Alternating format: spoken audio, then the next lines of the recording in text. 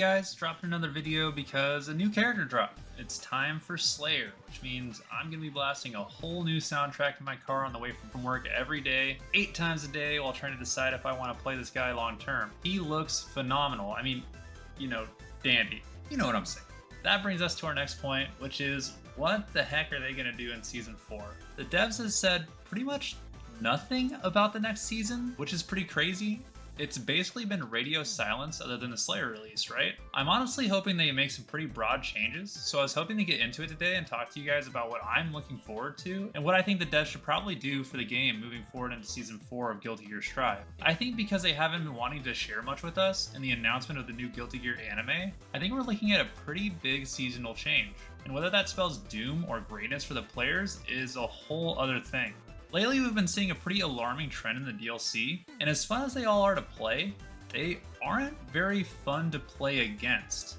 I think the part of the deal that you see with these characters is they have a really tough time getting started, but once they do, you feel a ton of pain. Whether it's Johnny, Slayer, or Abba, once they have you in positive bonus, you'll be forced into a ton of situations. And even if the character themselves aren't really that great in the first place, in that very first phase of the game, like Elfel or in Johnny's case, their win conditions can feel super stifling, especially when you haven't developed a ton of counterplay or really grinded the matchup. For the characters whose movement is supposed to be a downside, like Abba and Slayer, they come kitted with neutral options that are incredibly strong to RPS around, and either lead to massive damage on counter hit or really give decent situations on block. The opponent is incentivized to look out directly for these moves the entire time they're playing against them, which opens up their movement for them anyways, mitigating that supposed downside.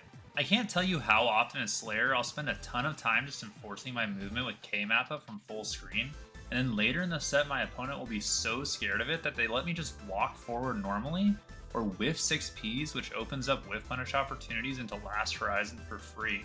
These characters with quote-unquote restricted movement options get to have really menacing special moves. Speaking of neutral options, this patch has been the most obscene display of neutral options I have ever seen. If you think about it, I'm sure you can come up with a few in your head right now, but I'm gonna put the ones that I can think of up on the screen. These buttons are absolutely horrendous. I hate how much of the game is spent RPSing around these moves in neutral and playing a game of will they or won't they with your opponent, one that you really can't even deal with effectively anyways, especially when there's meter or resource involved. Sure, Guilty Gear Strive is one of those games where it's supposed to sort of be like that, where resources kind of afford you a certain advantage, but this seems like a season where resources seem like it's in such abundance. Burst is everywhere, Wall Assault is everywhere, RC is everywhere, and RC scaling is meaningless, so this stuff is happening non-stop. I feel like I've never seen a version of Strive where people spend more time in the game, like 3/4 the way from each other, maybe even full screen, just looking for these moves, hoping to make them whiff or giving themselves a chance to react, because no one wants to be in the position for a jump scare Beyblade or Bandit Revolver, right? No one wants to be in the mid-range and get hit by one of these moves and have 80% of your life bar taken away. The other character is then just instantaneously moving forward, leaping into that option by force, and then using their meter to make that option happen anyways, and seeing if they can win the round right then and there. Because usually these options are then attached either with meter or because they're attached to a resource to some kind of mix-up option, right? You have Nagaryuki with the Samurai mix, or you have Bandit Revolver with a high-low or a wild throw, and then they do tons of damage on top of that, and you can just lose instantaneously if it hits you raw, or if you get opened up by the mix-up right after that. I think that Arxis really has to curve these moves down or destroy the resource gain even further than they did last patch. This stuff is running rampant and it's pretty bad for the game state. I hate to be the kind of person to say bring back neutral, but it kind of feels that way, doesn't it? It often just doesn't feel good when your opponent has meter to be anywhere near them in the mid-range. When Gold Lewis has bar to spend, I often watch players just back away and give up on their own offense just to mitigate the chance that a white Wall Assault will hit them and blow through their gaps in offense. When Beyblade is on the table, people will make huge distances just to try and force Nagaryuki to Fukio forward first to make sure there's a tell before the Beyblade happens or let it whiff. When you watch a game like Street Fighter, people tend to sit there in the medium kick, medium punch range, and they'll throw moves at each other and look for normals to whiff and take their opportunities. You can see this happen in games like Grand Blue too, where there's, more opportunities for footsies to develop and, whiff punishes will occur and things like that. But this happens in Gear way less right now unless it's a meterless scramble, because these huge moves will just clip you instantly if you try to stay in that zone. Beyond that, when you're locked in offense, the defensive options often feel completely negated by the plentiful resources given to you unless you have a DP to get out. Everyone is only really hating on DPRC right now, I feel like, because the other options on defense feel so worthless right now. I think Season 4 needs to significantly buff Deflect Shield and provide huge nerfs to Wild Assault. There's so many times that I use Deflect Shield, and even though I've pushed the opponent away because, the first 1 or 2 hits of their move gets pushed away by Deflect Shield, the next hit of their offense just hits me anyways on block, and then they use another neutral skip move to get in, and that move is then RC'd, and they're in positive bonus, pushing their offense, and coming at me again with another mix-up, right? I think that the way that Deflect Shield works right now is simply too insignificant. I think that for the risk that Deflect Shield puts you in, you should essentially get a complete get-out-of-jail-free card. When someone performs a safe jump on me, and I'm risking an empty safe jump on my Deflect Shield, and their jumping button hits it, I think they should basically be launched across the screen, no questions asked. I don't think this is too much to ask from the game.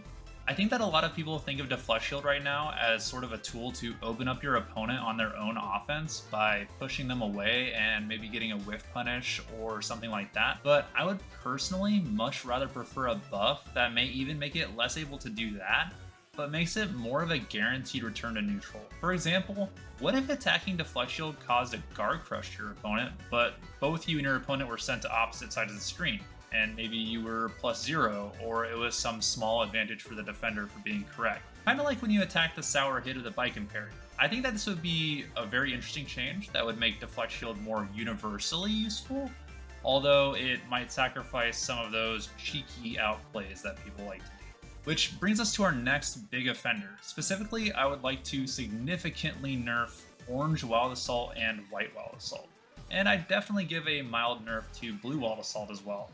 Make these tools feel a little bit less linear and all-encompassing, while giving Deflect Shield a lot of oomph. And in some ways, I think you could do this for White Wild Assault by increasing the throw hurt box on White Wild Assault, or slowing it down even further to allow a better reaction for it in neutral, where it's kind of the most egregious right now. For Orange Wild Assault, I think that you could reduce the forward momentum so that the rebeat close slash strings that we kind of see all the time from like Soul, Kai, those kind of characters, would be pretty much impossible to do as long as you FD. This keeps people from being able to do that stuff that we really, really hate about Orange Wild Assault. The stuff like close slash, walk back, close slash that baits your throw, and give some slight nerfs to conversion ability while keeping the core purpose of Orange Wild Assault intact. Blue Wild Assault, in my opinion, should not guard crush. Yeah, I realize I might get some haters for this, but just bear with me. I don't think that Bridget should be able to pull up and then Blue Wild Assault you in a last touch scenario and then mix you up. I don't like those last touch situations where they lock you out of your bursts, and I think that whether it's Happy Chaos or Bridget or Jacko, I would like to be able to just YRC those instantaneously, and I think that you get to do that with Orange Wild Assault, and I would like to do that with Blue Wild Assault as well. Alright, so of course, everyone wants to dive into character changes, but I think I may disappoint some people because I don't want to talk out of turn about other characters in an official capacity. So I think I'll keep opinions on other characters and what should be done to them to myself, but I will talk about the great man himself, Soul Bad Guy, and I think Bandit Revolver is the criminal in particular this patch. The mix, in my opinion, however, is not the issue, mostly just the use of it in neutral as a skip. The mix is a staple part of the game at this point, and I think removing it is sort of taking away something fundamental from Soul. The problem to me is that people sort of get to go crazy with it, and then the reward when it hits you by accident is this 70% TK HVV combo. I think that it should be slowed down, like the air version is, where you have that initial jump, and when that initial jump happens, it leaps you forward, but the initial thing is slow, right? Or you just slow the whole thing down altogether. That way, its use as a neutral skip to jump scare people and sometimes randomly RC into TKHVV would be weakened, but its use as a mix-up and frame trap option would stay the same. Other than that, just tune down the damage on HVV and we're probably set.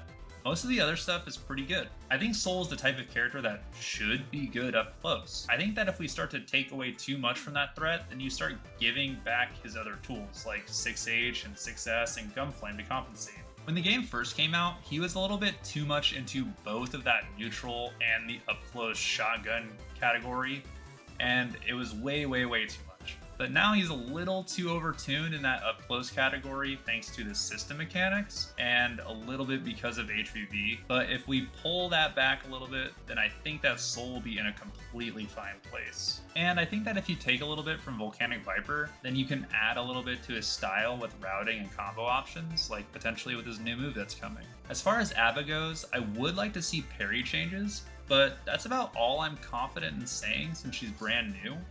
Maybe Keeper of the Key changes in normal mode, because that move sort of doesn't feel very good. It doesn't really do a whole lot against zoners. So those two things are maybe the only changes that I could see. Other than that, she's super new, so I'm not really sure. Slayer is also extremely new, so I don't have a lot to say for him, even though I've been playing him. Finally, of course, character expectations for the next season. Who's it gonna be? I think this season was amazing, especially in terms of change of pace, because it kicked set play zoners to the curb just for a little bit, let us get in some really interesting brawlers. The theme for next season might just be looping back, hopefully to strike, throw, and rush down. I'm really hoping to see another change of pace and not a return to the same old stuff like Bridget and Happy Chaos, Asuka, stuff like that. If you remember, the first few rounds of DLC were all about adding complexity to the game, and I think we've hit a pretty good balance of adding complex and simple characters. You know, adding some ranged and some brawlers, having technical inputs and simple inputs. But I do think we've been neglecting just like grapplers and strike throw characters like Kai, Soul, Potemkin. I think we're due for a couple of those types of characters. So who could it be? I honestly have no idea. I do think we'll get at least one more brand new character. Whether that's somebody we've never ever seen before or a character from the story mode, I'm not sure. Potentially, it might even be a character from the upcoming anime. I do hope we get Malcolm Myers, like unironically. I think that guy looks super cool. And even though he got beat up in the story mode, I low-key think he cooks. Like, I didn't expect him to win because who would win versus Soul and Jacko? Like, maybe he's kind of strong. You never know. Other than that, obviously we have a couple of fan favorites coming due. You know that Dizzy is due, Jam is due, we might see Venom coming up, or even Raven. Personally, I hope we get Order Soul, and next season is the season of Rushdown and Strike Throw, but I'm sure we'll get at least one of the pesky set play zoners in there somewhere. Anyways, that's about it. That's all I've got. What do you guys think? Do you have any hopes for the new season? What do you want to see? Let me know down in the comments if you have any thoughts. And as always, if you enjoyed the content, like and subscribe. And I hope you have a great day.